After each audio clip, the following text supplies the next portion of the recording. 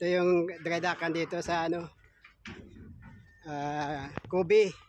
Kobe ito part, no? Dito kami ngayon sa Kobe Port.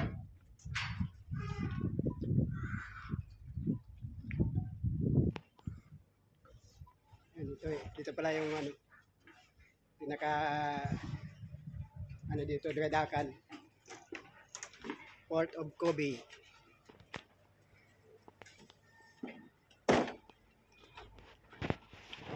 Ito may kasama ko sa labas.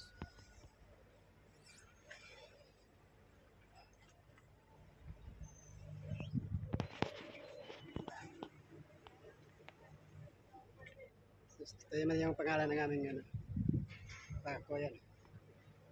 Fisheries Patrol. Ayan guys, Fisheries Patrol. Kaya lagi kami nagpapatrol. Yan. Trabaho namin, magpapatrol lang, magpapatrol sa laot. Ayan guys. Thank you for watching and God bless.